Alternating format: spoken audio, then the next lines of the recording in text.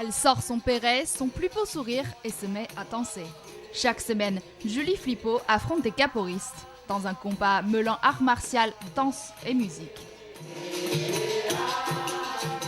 Grâce à sa souplesse, elle a gagné le surnom de chiclette, chewing gum en brésilien. Mais au-delà du corps, c'est pour elle un art de vivre. Donc au-delà des mouvements du corps, il y a toute une psychologie à comprendre de qu'est-ce qu'un jeu de capoeira, qu'est-ce qu'on cherche, dans quel sens on doit aller, comment on doit se comporter. Il y a du sourire et il y a tout ce que j'essaye d'apporter au fait du Brésil à Lille. Voilà, et tant pour moi c'est ça la capoeira, c'est l'union des gens. Ancienne expatriée, elle a vécu 6 ans au Brésil. Aujourd'hui, elle partage ce mode de vie à travers les cours de capoeira qu'elle donne 2 fois par semaine dans son association. Jeunes ou plus âgés, ils sont une cinquantaine à suivre ses pas. Ce que j'aime beaucoup, c'est que justement, elle nous transmet tout cet esprit de la capoeira. En dehors du fait que c'est une très bonne capoeiriste, qu'elle chante très bien, elle nous transmet beaucoup de cette culture. Bon, à samedi à la robe. Mais sa passion a un prix. On va te détendre.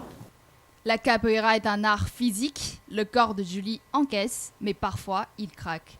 Cette fois, c'est pour son épaule qu'elle se rend chez son kiné. Je me suis dit, allez, refais un petit entraînement comme d'habitude. Je me suis un peu lâchée et j'ai eu mal. Est-ce que tu crois que c'était raisonnable de faire un entraînement comme d'habitude ? Le problème, c'est que Julie n'a pas été raisonnable. Elle a repris son entraînement un petit peu trop rapidement, avec un peu trop d'intensité par rapport à l'état de son épaule. Et donc l'épaule a été décentrée, ça a réveillé une inflammation. Des jours de repos prescrits par le kiné n'arrêtent pas la jeune femme active. Ses cours ne lui rapportent que 300 € par mois, alors pour vivre uniquement de la capoeira, elle organise en parallèle des festivals et des soirées privées. Moi, je pense qu'à un moment, il faut qu'il se retrouve en combat au sol. Sa chance, la capoeira est un petit milieu. Son réseau lui permet d'être sollicité assez souvent par les agences de communication.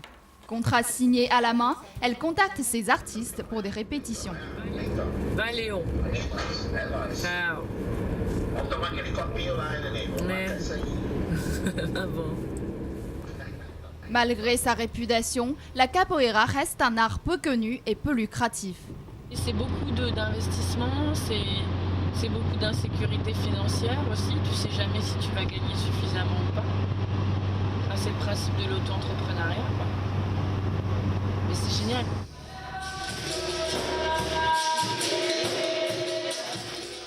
Samedi dernier à Londres, dimanche prochain à Bruxelles, Julie commence à être demandée hors de l'Hexagone.